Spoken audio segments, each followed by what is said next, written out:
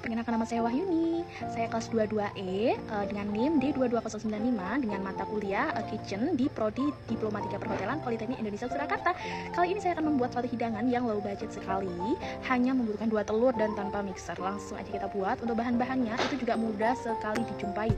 Ada tepung terigu, coklat bubuk, gula pasir, kemudian ada baking powder, vanili bubuk, ada 2 telur, soda kue, blue band, garam, kemudian ada minyak goreng tentunya. Nah, langsung saja kita buat.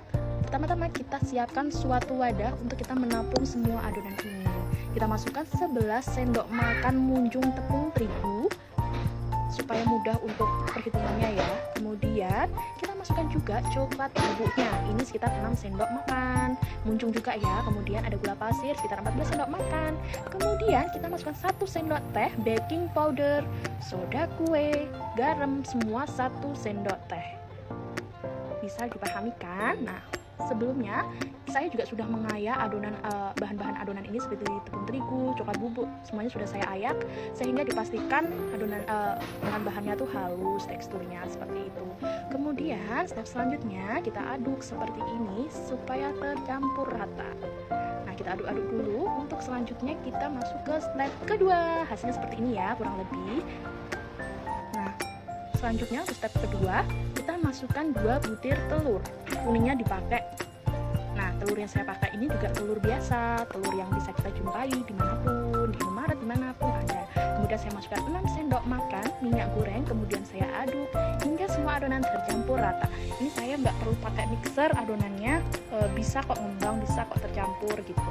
Jadi ini tuh simple banget, anak kos pun bisa bikin.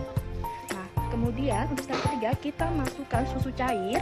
Ini saya pakai merek Diamond sekitar 200 ml, kemudian air hangat, kita aduk sampai tercampur rata sehingga bertekstur kental tapi cair tapi agak kental gitu. Nanti saya lihatkan hasil untuk teksturnya. Kita aduk hingga semua tercampur rata. Nah, untuk selanjutnya kita masukkan perasan jeruk nipis. Jeruk nipis bisa, jeruk lemon bisa, monggo yang ada apa ya digunakan aja gitu. Nah, kalau mau ditambahin kopi juga bisa sih sebenarnya, cuman saya nggak pakai karena saya nggak suka. Kemudian kita masukkan ke loyang. Sebelumnya loyang sudah saya oles margarin supaya tidak lengket. Kemudian saya juga tabur si tepung terigu. Karena saya nggak punya kertas kue, saya ganti tepung terigu. Fungsinya sama supaya nggak lengket ketika kita angkat adonan si cake tersebut. Nah, seperti ini kita aduk rata, kita campur rata di loyang untuk tepung terigunya supaya tidak lengket di adonan. Kemudian kita tuang adonannya. Wah, adonannya seperti ini guys, jadi teksturnya itu agak kental gitu ya. Nah, kita masukkan juga nggak 1 loyang full, tapi kita masih kasih spare seperti ini supaya ada space buat dia mengembang ke atas. Lalu kita akan masuk ke step pengukusan selama 50 menit.